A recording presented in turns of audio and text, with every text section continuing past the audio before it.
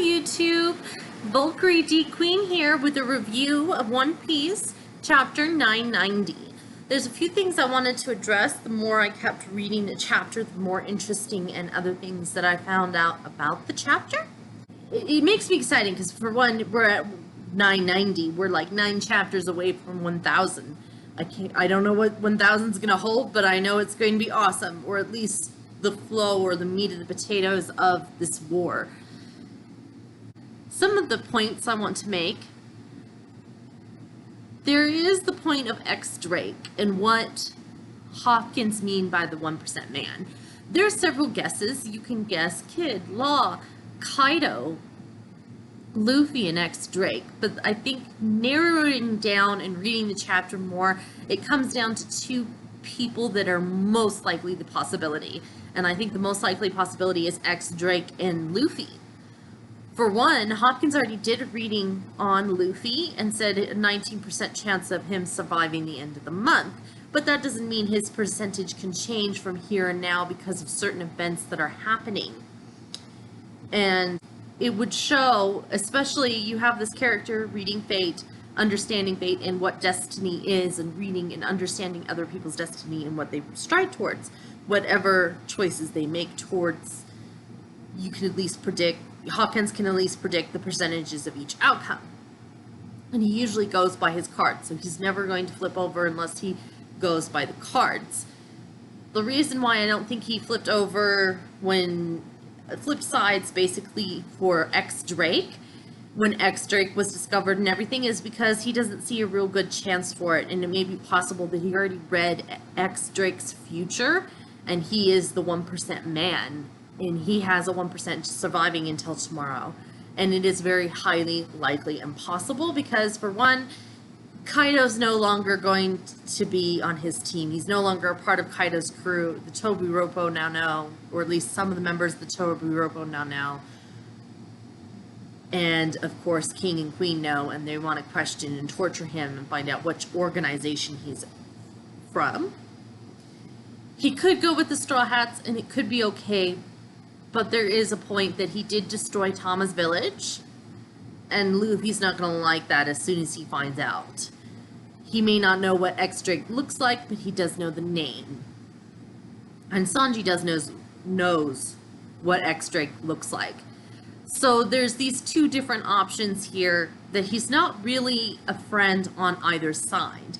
He may go to Tama and apologize to sacking her village and everything, and he may even state that it's something that he thought needed to be done for his goal and his organization's goal in the end. And he could reveal more about Sword in the end if he survives that long.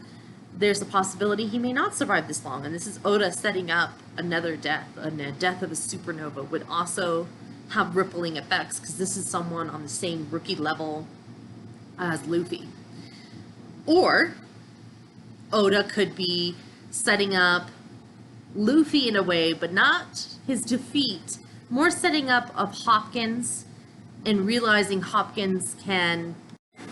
Another one is that Oda could do and take and set up for this is the 1% man is Luffy. The reason of fate and destiny and how will can trump over fate and destiny no matter what. As long as the person has the strong will and conviction to push their own path and create their own path and fate and destiny. And doesn't matter what the destiny is around them, even in reincarnation-wise, whatever destiny they were supposed to be a part of, it doesn't matter because it is your fate, your life, your destiny, your power that, basically your power and your will to be imposing to create your own fate and your own destiny because you want to.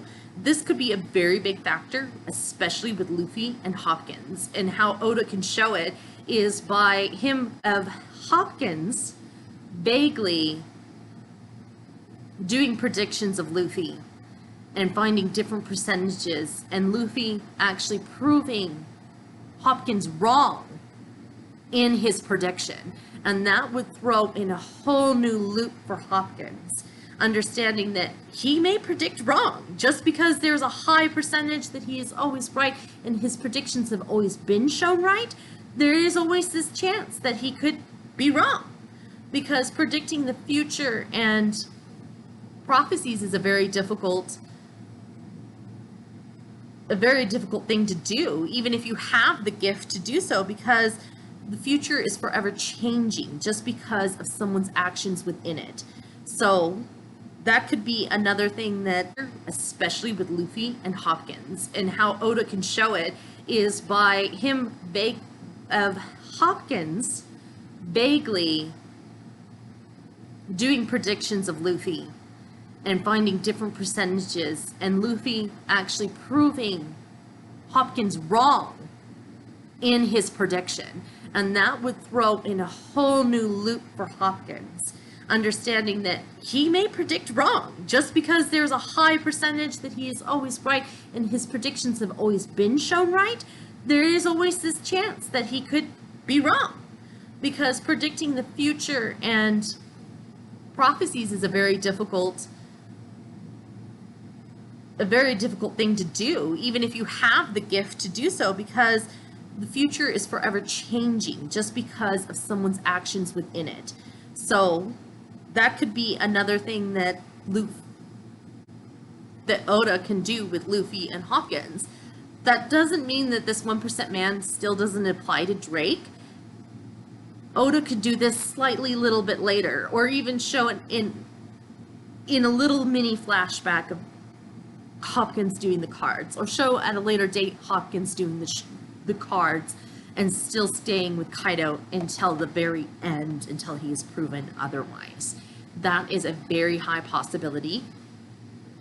I can definitely see Oda going with that. So, and Hopkins had already said there's a 19 chance that he'll survive the end of the month, which is a very big chance, actually, considering they're going against two Yongos. But that percentage, like I said, could change. There was different themes and there was different factors in place. There's many different factors now, and the percentage can change because, like I said, the future is ever changing. And that's why you read tarot cards, and that's why you should, if you want to get into divination and reading divination, you read tarot cards every day, or at least once a week, or about different topics, different questions, different wording of a question, just to pinpoint exactly what the cards are telling you of a future warning or percentage of what may happen. So I could see Oda really going into that, but I can also see Oda doing both ways.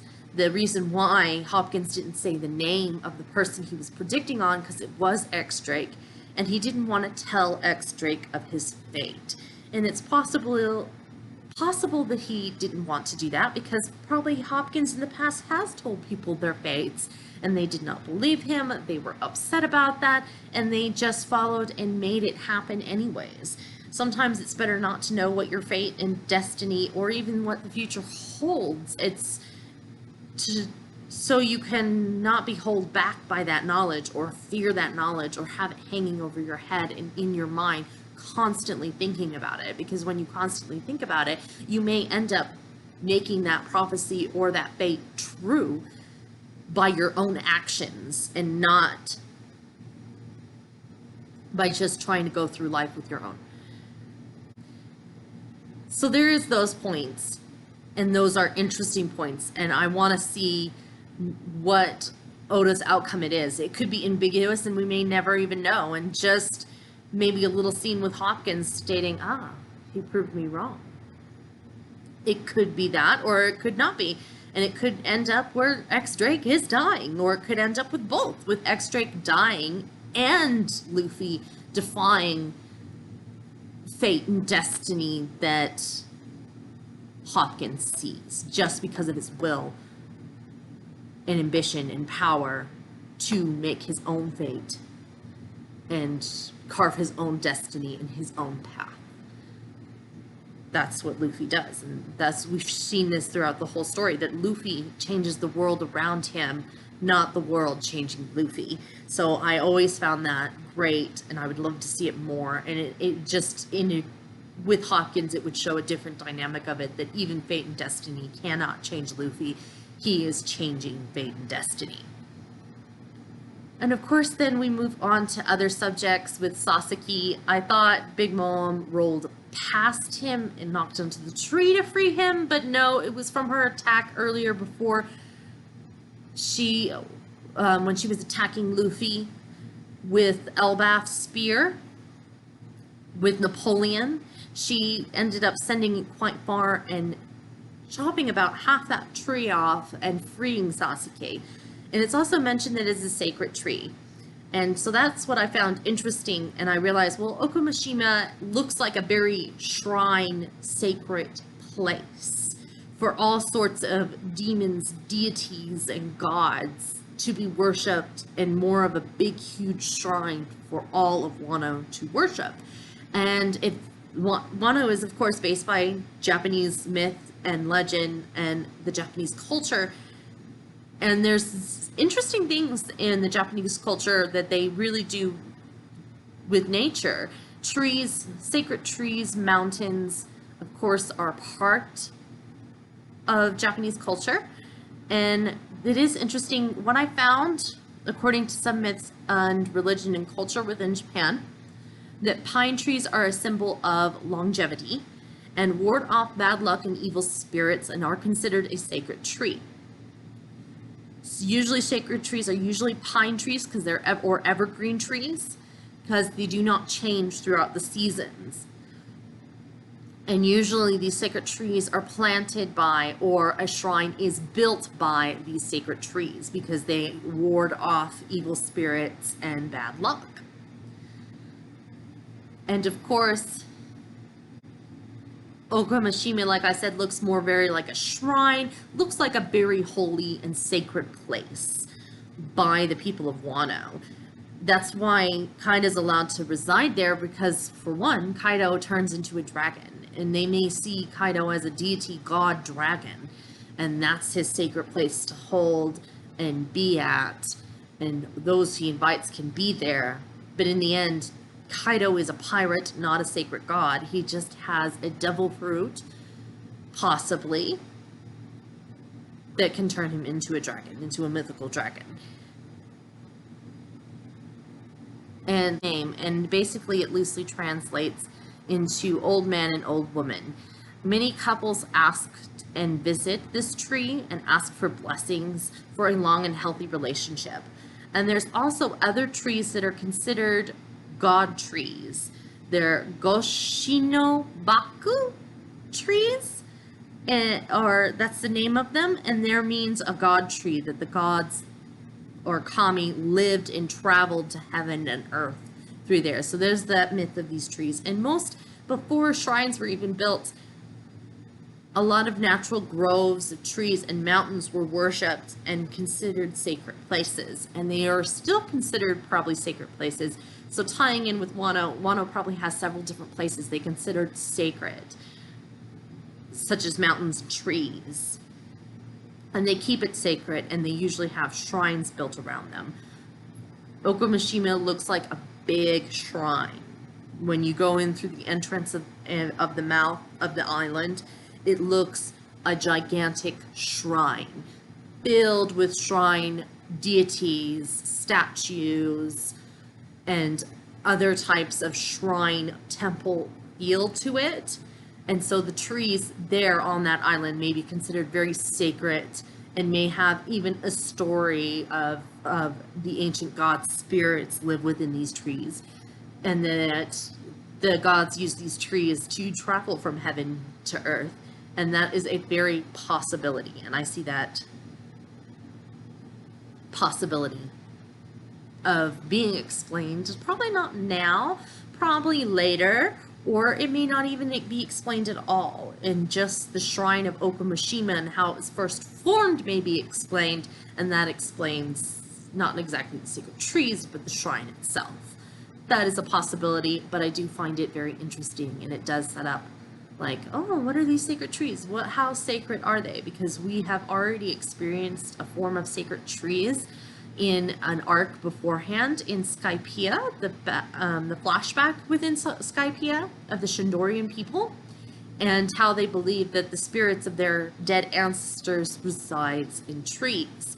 It could be something like that, something very similar, or it's just these trees of evergreen are considered sacred because they are never changing, even throughout all the seasons, and they ward off evil spirits or demons, and that could be a very big thing, or it could be a very mellow thing.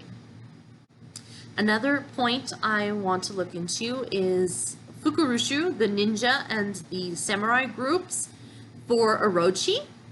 It seems like Fukurushu heard something and is turned around to go back and see about what that noise was, or at least to go pick up Orochi's body to bury him.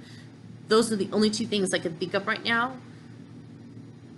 So he may go back to Orochi's body. The head of the samurai for Orochi is looking back at Fukurushu, wondering where he's going, because he did, after he ordered his ninjas, Fukurushu ordered his ninjas to attack the rebellion. And the head of the samurai, of Orochi samurai, did the same. And he noticed Fukurushu turned around and heard like a noise or a scream or something, and decides to turn back around towards that sound. And it could be a possibility that it could be Orochi, that Orochi's head is still talking, or he may grow a whole new head, because he does have a mythical zone, and he does have 8 heads. We don't know exactly how his mythical zone works, and this could be a point where we learn that, yeah, he has 8 heads, 8 lives, basically. And I don't think even Orochi would know. He just knows he can turn into this 8-headed snake. He probably doesn't know all of his abilities, but I don't know. He could know all of his abilities, because usually when devil fruits users eat a devil fruit, they are at least known the basic idea of what they can do.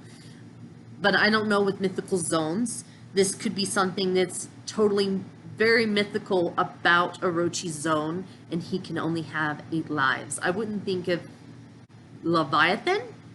So it's not like he could have, oh, his head cuts off and 2 more grows in its place. No, it could be very simple as he has 8 heads, he has 8 lives. And that may tie in with his fruit, and he may come back. Or not. Or Fukurushu just heard something different. Or maybe Fukurushu has a plan, and maybe thinking he needs to abandon Wano altogether and leave everyone else to their fate and abandon. But I don't think so, because Fukurushu wants a position of power, and has stayed with Orochi this long. Even very long time, actually, and I think because he has more benefit and profit with Orochi being shogun than Odin ever would. I don't think he would have had as much power over Odin than what Fukurushu sees having power over Orochi, because Orochi, he may talk into some things. Odin's more difficult because he has a much more powerful will, and Odin does what Odin wants, and no one else can really sway him of that. And I think Fukurushu knows that. That's why he chose kind of Orochi first, and kept with Orochi being shogun for so long, is because it benefits him in the long run of being wealthy and being in a position of power than getting what the Kazuki clan back into power. That is a very possibility. I can see Orochi coming back soon. We haven't seen him in 5 chapters, so I can see him coming back soon and causing havoc. It's a very high possibility, or he may remain dead. But I think it's more likely a possibility that he is a mythical zone, he has 8 lives, and he's coming back. And he's going to reconnect with Fukurushu and his samurais, and he may end up betraying Kaido anyways, and joining the rebellion and purging the beast pirates out. Or he may end up doing a 3rd faction where his samurai and his ninjas will fight the rebellion and the Kaido pirates at the same time, causing a very hectic battleground with 3 sides and 3 different opposing sides. You have Orochi side, Kaido side, and then of course you have the rebellion side. So it's going to get interesting. We're already setting up more fights and chaos within the war and opponents to defeat. We're trying to get to the big guns so we can... Oda's trying to make it to the big guns and have these big fights happen. It may take a while for Luffy to get up to the roof to fight Kaido in the first place. And by then, it may be closer to dawn. And by then, the Scabbards may have already been defeated or severely injured. Either one. So we'll see what goes on. And we'll also see if anyone else betrays Kaido. Because it seems like a lot of things are stacking in the favor for Luffy. But it makes me worried because we're still outnumbered. Luffy and his alliances are still outnumbered by Kaido and Big Mom. They're in an alliance, and there's 2 Yonkos to deal with. It is a dangerous situation. So I can't wait till next chapter. Thank you very much for hearing my thoughts about this review of chapter 990. Have a wonderful day, YouTube. Bye!